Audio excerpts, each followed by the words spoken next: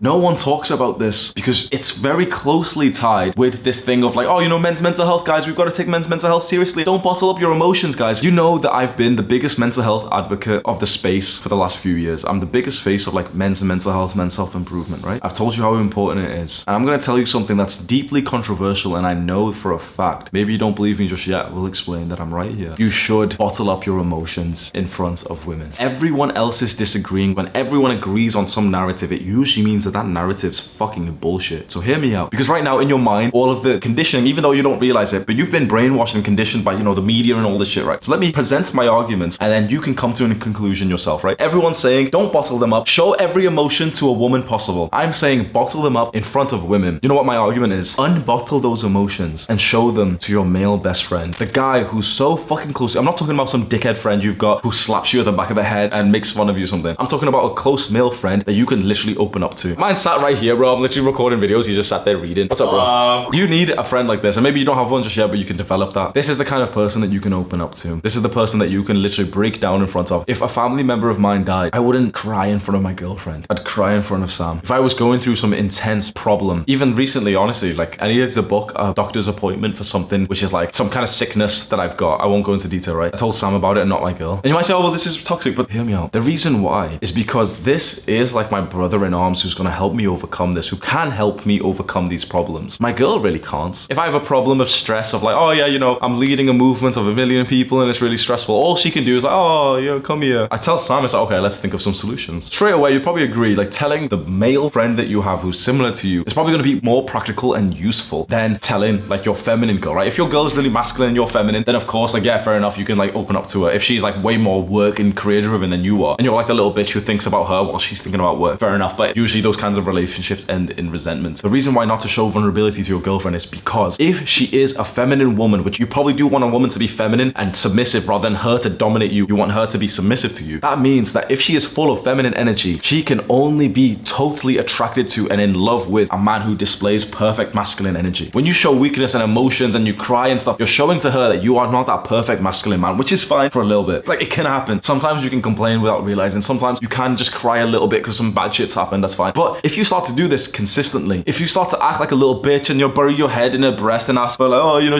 she's wiping away the tears, and this happens often, she will lose respect for you. This is seen as evil advice, but it's the true advice. The evil advice is the one telling you to ruin your relationship. Right now, you may disagree. Go and ask any guy who's actually done this, and he'll tell you the exact same thing. Consciously, and in the real world, she was so nice and so happy that he opened up. And slowly and surely, within a month, 2 months, their relationship ended. Conveniently, just coincidentally, maximum 2 months for every guy who ever opens up to his girlfriend. About 2 months later, either the relationship ends or she's cheating on the side. This is not to tell you to never speak about your problems. Again, because people will say, oh, he's telling people to bottle up and that leads to suicide. No, no, no. This is not to tell you to bottle up your emotions. This is telling you to choose a different person to be emotional in front of. Because there is a person you can do which will actually be useful, and that is a male friend. But to your woman, as much as she says that she'd love for you to open up, she truthfully, subconsciously doesn't want to hear your problems. Why? Because she believes that you are that man. If she's in love with you and she's allowing you to fuck her, or, you know, soon to be there, if she's in love with you, she has this perception of you that you are that guy, that you are the guy that can solve any challenge, no problem, that you will get it done, that you will bear the stress on your shoulders. She thinks of you highly. Why would you ruin that? Why would you show her, oh, by the way, you know this image that you had of me where I was like Superman and I could do all these things? I'm struggling, baby. I'm really struggling. I'm really sad. It's really hard. Life's really hard. It seems evil to say this. It really seems wrong to say this.